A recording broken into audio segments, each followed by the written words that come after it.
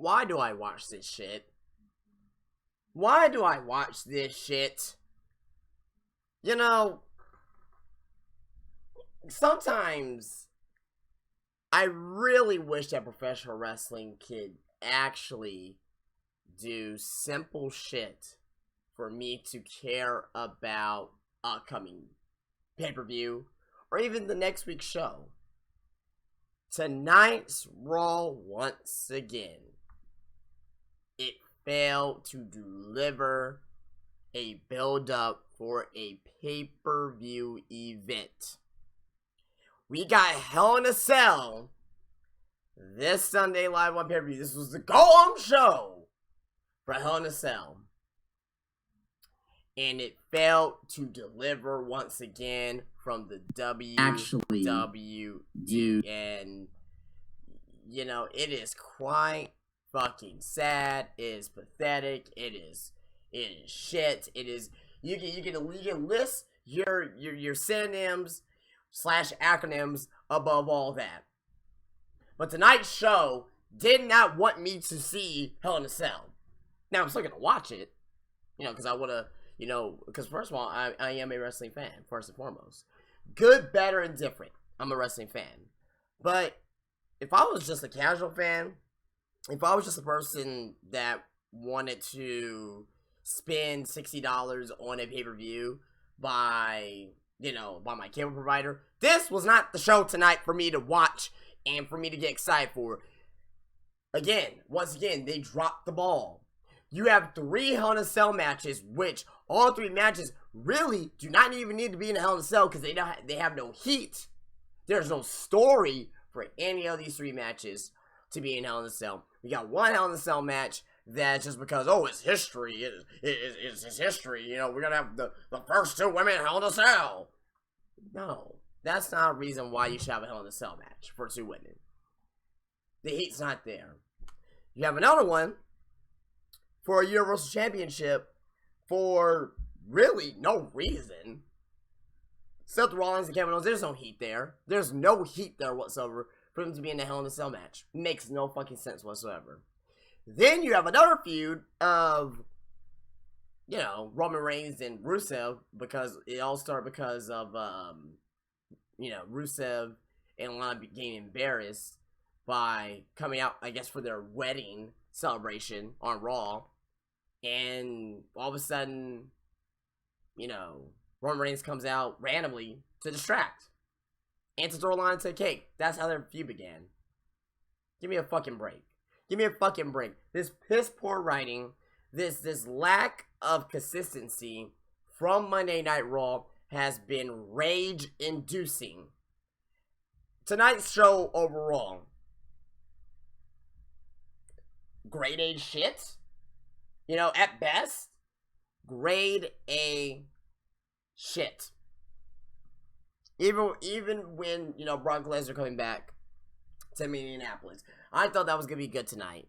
But it fell completely, not because of who we think. And, I'll talk about that in a moment. But, wow, I tweeted a lot about this show tonight. And, and also as well, now that I'm looking at this here, I'm just looking at a lot of shit here tonight. Most of my shit has been complaints.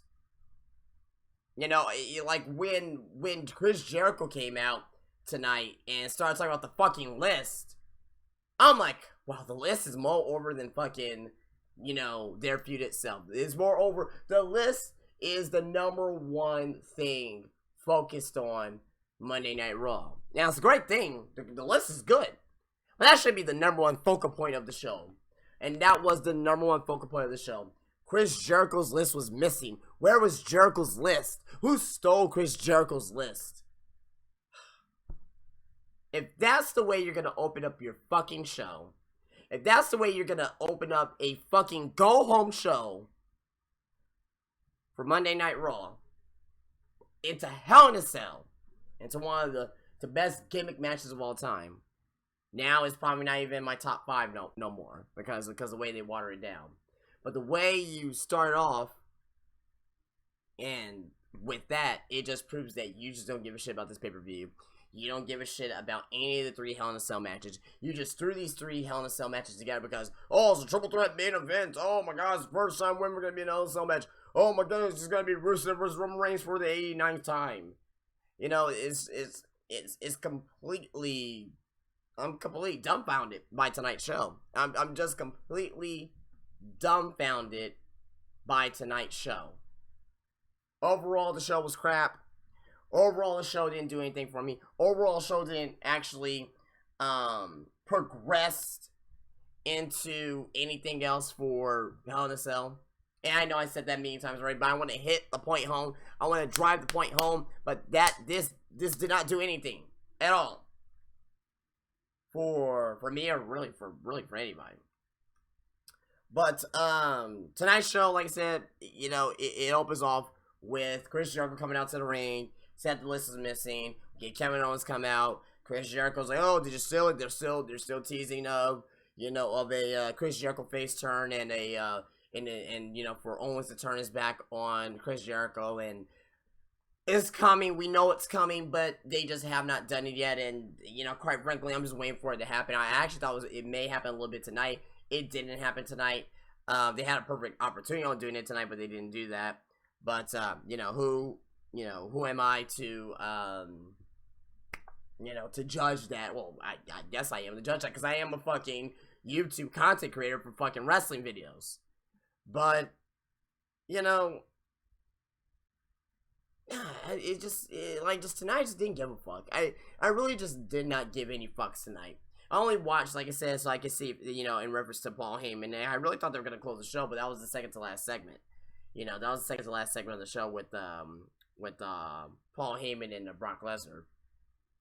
But you know, you get Seth Rollins comes out. He has the list and this fucking PG type of, you know, a little bit PG type of shit where not Chris Rollins. I was gonna call him Chris Rollins. Where Seth Rollins was hiding the list behind him because I don't have the list. It's in your right hand. No, and he switches the list with hands. It's like, come the fuck on, WWE. Like, the list is funny, it's good, it's great, but it should not be the focal point of opening your fucking go-home show for Hell in a Cell. Period. Basically, Chris Jericho said that he's not going to wrestle tonight unless he gets his list back. Then that's where Seth Rollins came out, and Stephanie McMahon was out there. I forgot to mention that her nasal-inducing ass was fucking out there, that fucking nasaling bitch. Don't want to harp on that, though. But, pretty much, the segment ends with Seth Rollins says, if you want your list, to come get it. It's pretty much what it was. Chris Jericho chases him. Then we have our very first match of the night. We had Enzo Amore versus Cole Anderson. Enzo Amore wins. One of the most, and this is one thing I actually did like about tonight. One of the most clever segments that WWE has done in years. You know, Enzo, he was, you know, they were doing their whole opening, you know, my name is Enzo Amore, you know, I am a certified GM of bonfire stuff, and you can't teach that. This right here, this is Big Cass, he's 7 foot tall, and you can't teach that. Bob Boom, these guys in the room, how you doing? I just did that whole shit, I don't know why. But anyway, they were doing that before, I think before they even really got into the middle of it. The mic cuts away. Then after that, you know, we see Carl Anderson and Luke Gallows come out. And they say, oh, well, you know, your stupid catchphrases, blah, blah, blah, blah. They were just saying, like, hey, you can't, you're not going to do that tonight. Then the most clever thing I saw in a while was, like, we saw that Enzo was like, I got a microphone right here. Because he has a microphone tattoo on his hand. And he started to do it. And the fans were doing it verbatim. Like, that was pretty cool. That's how you know that Enzo and Cass is over. And that the fans know their opening speech line by line. Great. As match overall, again, Cole Anderson continues to be the biggest jobber in WWE, which is very fucking unfortunate. Because I like Cole Anderson, I like Luke Gallows, I like Enzo and Cass. I just hate that one team has to feud against another team and one team has to lose. And you know, at this point in time, I think the club is gonna win. I think Enzo and Cass is gonna lose, or maybe it's gonna be a no disqualification. I will be doing official prediction videos, I believe, most likely Thursday, here on the channel. Will be in a live stream format as well. But definitely,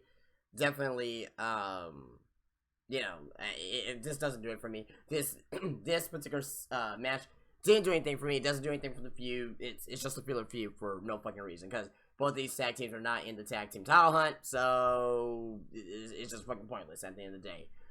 For you know, for both teams to really be involved in this feud here. All right, so we're on to our next segment here, and what we're seeing here in our next segment is really it's the New Day versus Sheamus and Cesaro, okay, tag team match. And Sheamus and Cesaro, they have yet to actually do anything, you know, as a team.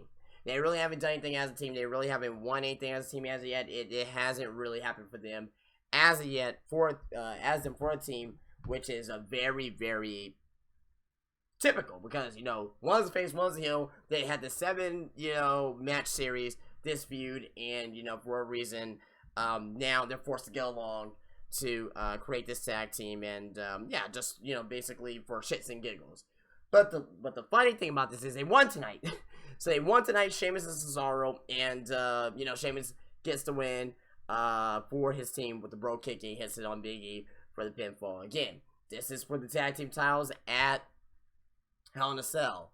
New Day's gonna win. It doesn't matter. New Day's gonna win. They're gonna go and be the longest reigning WWE Tag Team Champions of all time.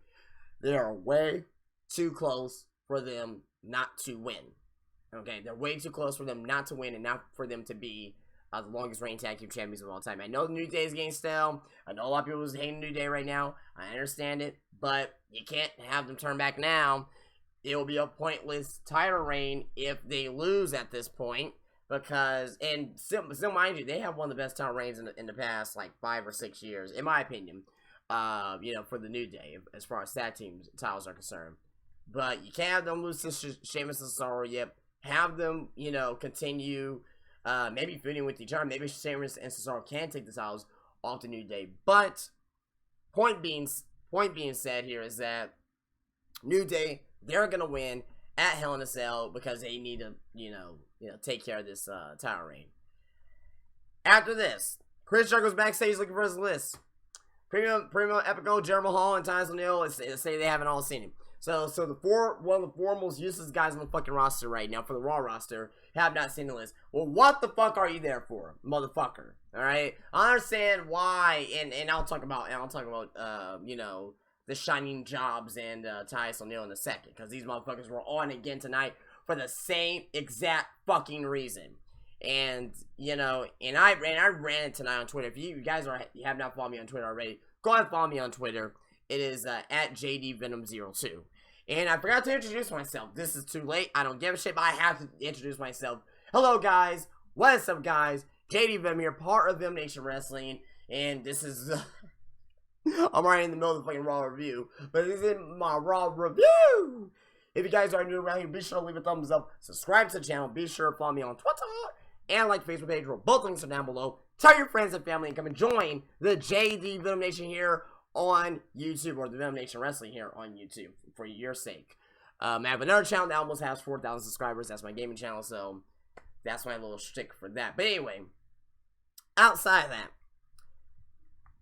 we had tonight in recap. We had the list being more important than a feud that's supposed to be supposed to have a Hell in a Cell match this Sunday. I didn't know that was like the number one thing on the show. My priorities are all fucked up, I guess. But that's just me. Okay? You know, also as well, yeah, Stephanie McMahon backstage talking to Chris Jericho. And eventually they got to this point. But if I was Stephanie McMahon, I would say that, you know what? Fuck your list, Chris Jericho. Fuck your list. If you don't wrestle tonight, you're fired. How about that? Just wrestle. Just wrestle tonight or you'll be fired. You know what I mean? Another thing about Raw tonight, you know, I'm just ranting right now. The fucking commercial breaks. We had, I believe, 5 commercial breaks within the first hour? What the fuck? Makes no sense. But, yeah, it was just all over the place tonight, just like this review. This review is all over the place tonight, and so was Monday Night Raw. And another thing about Monday Night Raw tonight. Didn't get to talk about this. I guess I'll touch on this right now. Roman Reigns and Rusev, they cut their individual promos. And again, as I mentioned, this does not garner a Hell in a Cell match at all. I don't give a fuck what anybody says. This feud doesn't garner a Hell in a Cell match. The women's feud doesn't garner a Hell in a Cell match. And the main event does not garner a Hell in a Cell match. You are talking to a wrestling purist, a wrestling mind, a wrestling historian. Hell in a Cell matches or final matches to end feuds. Do I think that Seth Rollins and, Kevin Owens feud may end? Possibly not. Do I think that Charlotte and Sasha feud ends? If Charlotte wins, then definitely not. Do I think that Roman Reigns and Rusev's feud end at Hell in a Cell? Yes. But it does not mean that every feud that's going to end deserves a Hell in a Cell match. I remember back in 1997 when I saw the very first Hell in a Cell match. And I remember when I caught Hell in a Cell pay-per-view, it was like in the middle of the match. I remember, I turned to the channel because I was like, oh, and back then, this was before internet, guys. Remember, 1997. Not everybody had internet yet, okay? Not everybody had internet yet. And I was only 9 years old at the time. So, I wasn't really I was keeping up to date with WWF. I was still watching WWF and WCW every Monday. But it did not, I guess I forgot. About the pay-per-view. Because I was usually on my shit with the pay-per-views. I was sitting right there. We had free cable box where we get free pay-per-views back in the day. It's like when, you could easily get, free porn and fucking, movies for free. I used to record pay-per-views on VCRs and fucking on cassette tapes, but VHSs rather. I was gonna say cassette tapes, but VHS. But that's another story for another day. My point is that when I first saw Hell in a Cell, and when I turned to it, Shawn Michaels, they showed the replay of Shawn Michaels falling from the Hell in a Cell.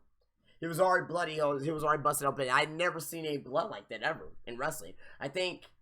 I never saw any blood like that before. This was like in the 80s. I wasn't born in the 80s. I was born in the 80s, I was born in 88, but like the early 80s where they had like these really bloody matches, I never saw that before. So this is my first time seeing anything like this. When Kane came out for the first time, I was like, who the fuck is this? And I just remember Vince McMahon's like, it's gotta be Kane! It's gotta be Kane! And fucking, Jim Ross like, he's huge, where the hell he is! I remember that shit. And that was a feud that needed to end in Hell in a Cell. I remember King of the Ring 98, Pittsburgh, Pennsylvania. I watched that full fucking pay-per-view. Not too many people remember that Stone Cold and Kane ended the show in a first blood match where the Hell in a Cell came down halfway in that match.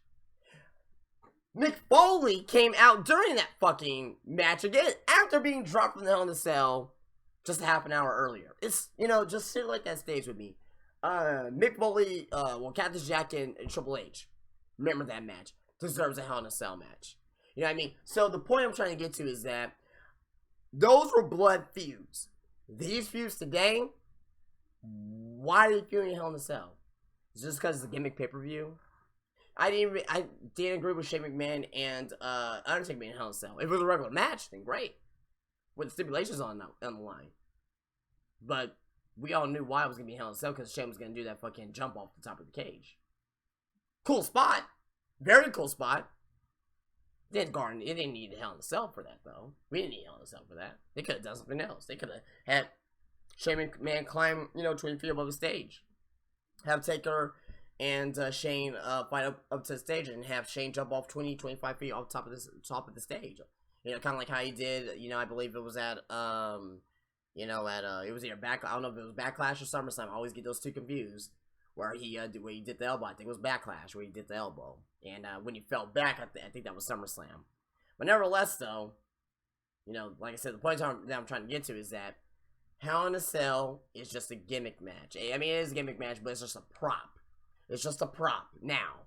It's not something used to end feuds. It's not something to enhance feuds. It's not something to build storylines. It's not something that you see and it's like, oh man, they're really gonna get bloodied up tonight.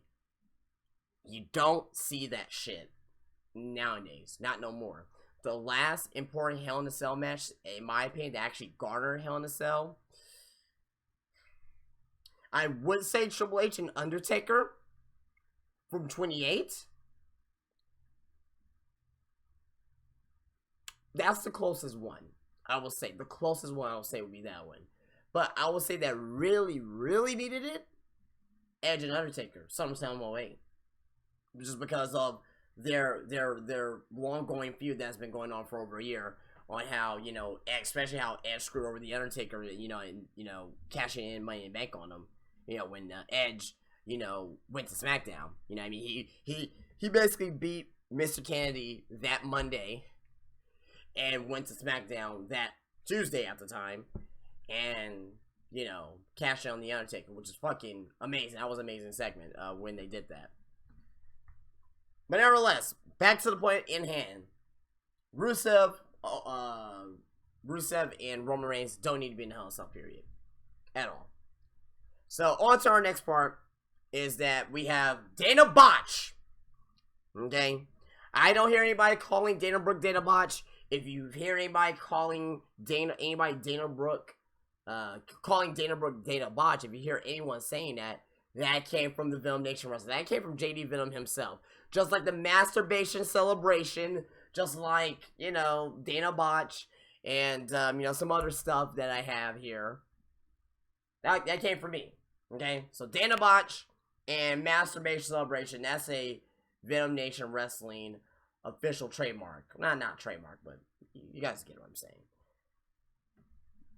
Bayley versus Dana Botch in a fucking arm wrestling contest. Fans chanting, this is stupid. Fans chanting, boring. Fans chanting, you know, all this other shit, which rightfully so. Which is so fucking stupid. You know what I mean?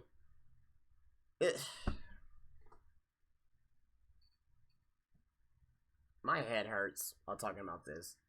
Basically, Dana Botch cheap shots Bayley, attacks Bayley, and Bayley gives her a Bayley to belly. Why is this even being an idea? What the fuck's the point of an arm wrestling contest? What does this prove? Do they get extra money from this fucking shit? What do they get from this? Like, hey, I'm stronger than you. Like, who gives a shit? Who gives a shit? What was the little line? Pride? No one gives a shit. Does this give you a number one contendership match for the, women's championship? No! So why am I watching this shit? Makes no sense. Fucking dumb. Fucking stupid. Fucking retarded is dumb. Period. Okay? With our next segment, you got, what do we have next here? Okay. So, with our next segment, we had, Bo Dallas versus Chris Axel. Oh, Jesus Christ. Before that, I believe that, Chris Jericho, I think he found his list, whatever, so who gives a shit. Chris Jericho, he found his list. It doesn't fucking matter, and it was very dumb how he found his list. Bo Dallas versus Chris Axel. Chris Axel cuts it. Chris Axel, he comes out and cuts a fucking promo, you know, saying that, I'm from Minneapolis. This guy said, Minneapolis like 25 times, and he just get a cheap pop. He just get a cheap pop. I bet you that there's a lot of people there who knew who he was. Obviously, you knew he was, that's Current Henny's son. That's Larry the Axe Innings' grandson. They knew about that, but he kept saying Minneapolis like 4 or 5 times just to get the cheap pop, which I don't like. It's like, hey, I'm from this city. Like, if they know that you're from this city, you should not even say that you're from that city, because they should know that you're from that city. But and it was a good promo, I thought. After a heartfelt promo, Chris Axel loses in 4 minutes to Bo Dallas. With a roll-up. King of the roll-ups. King of the fucking roll-ups is WWE. After that, R-Truth and the Golden Truth comes out. With the Shine Jobs. Shine Jobs, Mark Henry, Tice O'Neil, head hurts, Rolex watches, dumb as shit. And they got on the commentary of Corey Graves is always good, Byron Saxton, and Michael Cole. they said that, oh, so we're having this match because of, you know, what the fuck they said? Because of the shoddy jobs trying to sell a fake Rolex to R-Truth. Let me stop right there when they said that. I may be mistaken. If I'm wrong, I'm wrong. Let me know. If I'm wrong, correct me right now. Please correct me right now if I'm wrong. But didn't they just fucking say that shit last week? Didn't we just have this match last week for the same exact reason? Why are we watching this again this week for the same exact reason? Why are these guys even feuding over fake jewelry, over a watch, nevertheless? Why is that to be contested in a wrestling contest? Shouldn't that be contested in a fucking courtroom? No, it's like, they don't fucking think when they put this shit together. They just don't. It's like, hey, I'm going to sell you a fake Rolex watch and, you know, hey, hopefully you take it. No, that's a fake Rolex watch. I'm gonna kick your ass. I'm not gonna sue you, because that'll be too easy to sue you. I'm gonna kick your ass in a wrestling match. Mind-boggling. Why is this even a wrestling match? And why is this even an idea? I don't fucking know. On to the next segment. Fucking sucks. After that, we had the, and Golden Truth wins if you guys really give a shit.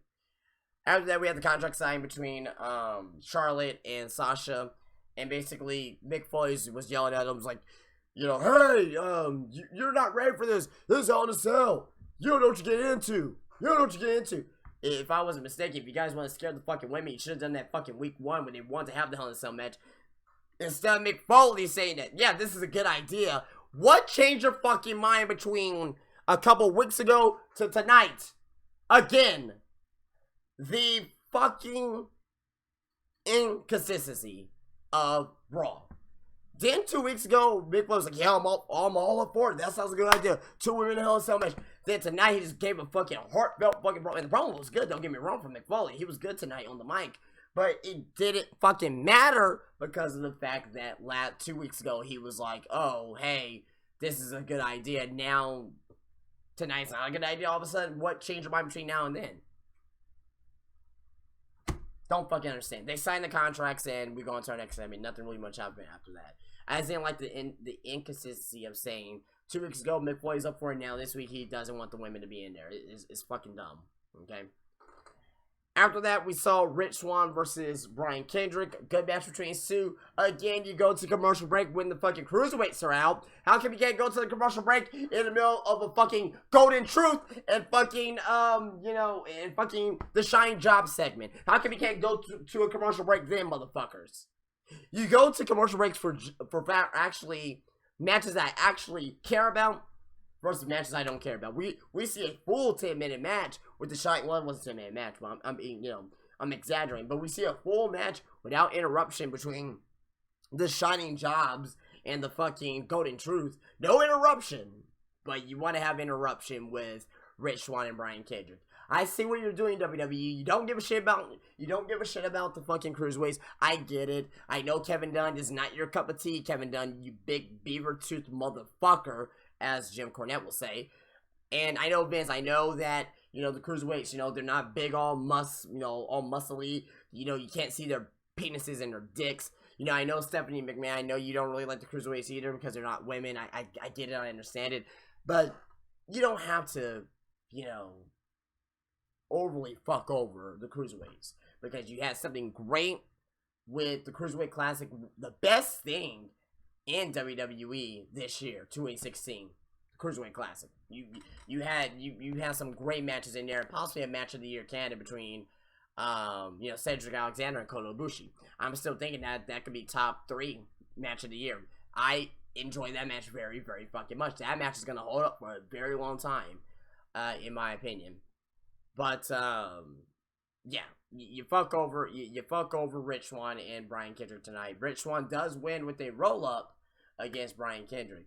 Now, before this here, we saw a vignette from Emelina. Now, I don't like the concept of Emelina. I really don't whatsoever.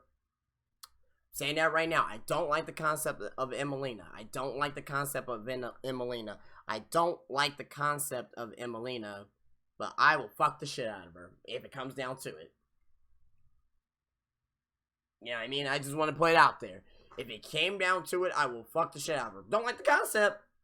I like the heel black glove and everything, but that little, I don't usually get like this with women's wrestlers, but it's like, whew, she's fucking sexy as shit. But yeah, despite that, you know, on to our next segment, and on to our next segment we go, which will be, we talked about the cruiserweights already. Okay, so you had you know, Braun Strowman and Sami Zayn, they were gonna wrestle each other. Then, you know, they just brawl pretty much, and Braun Strowman got the upper hand on Sami Zayn, and Sami Zayn was walking out. I guess not strong, but you know, I guess you know, he just walked out. I guess, like, you know, he was okay. I guess, whatever. After that, we come to our segment of the night. Brock Lesnar comes out with Paul Heyman. Paul Heyman comes out, gets in the ring, and says, I'm tired of these Goldberg chants. And I understood what Paul Heyman was doing. And some fans, if you have the psychology in wrestling, you will understand what he was doing. He was trying to get the fans to bait and chant Goldberg, Goldberg in Brock Lesnar's hometown of Minneapolis. They were not buying the bait. Instead of saying Goldberg, they were chanting Suplex City and Goldberg sucks and, you know, some other shit, Skull, Skull, Skull. They were doing like 3 chants at once. And there were some fans that were saying Goldberg. There were some, you know, there was some chants of Goldberg, but it just ended abruptly with this segment. Like, basically, they were chanting Goldberg sucks. Brock Lesnar was smiling, laughing. Then his music hits, and that was the end of the segment. You know, Paul Heyman didn't really say anything too much. We're gonna have Goldberg next week. I don't fuck it. If this shit fails next week for Goldberg, if they start chanting Goldberg sucks, then this match is, it's gonna be a one and done for Goldberg at that point. It's supposed to be one and done anyway, but if the fans actually get behind him and want to see him beat Brock Lesnar, then we could see, possibly we could see Goldberg for, you know, a little bit longer, maybe into WrestleMania. We'll see.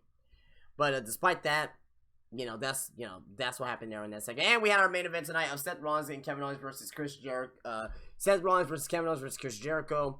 Nothing really much happened here. Seth Rollins beats these guys in a roll up. They were trying to tease of Seth Rollins and of Chris Jericho and Kevin Owens attacking each other, but they did not do that. That didn't happen. After Seth Rollins rolls him up for the win, Kevin Owens was leaving. Seth Rollins goes attack Kevin Owens. Kevin Owens gets the upper hand. Kevin Owens power bombs Seth Rollins on the ring apron, and as it, Seth Rollins is laid on the outside, and Kevin Owens holding up the belt for their Hell in a Cell match this Sunday on pay-per-view on the WWE Network, which I do not give a shit about once again because of the points that I put to you guys earlier of why this does not garner a Hell in a Cell feud, and why Hell in a Cell is just a prop for a gimmick match. It's just to sell tickets. It's just to you know, pop a buy rate for a pay-per-view, which I don't even think this is even gonna pop a buy rate, even with the name Hell in a Cell attached to it. But guys, I am gonna go and get out of here. I really do appreciate you guys' support. Be sure to come check out my SmackDown live stream tomorrow, live review. And yeah, I gotta get out of here. I'm pretty tired. I gotta go to bed and recover for work tomorrow. But guys, that's it for me. Please rate, please subscribe, please drop a comment, and be sure to go check out my WWE 2K17 My Career videos. Great stuff coming so far out of those videos, so I really do appreciate that. And yeah, I'll see you guys later. You guys have a good night. Peace out.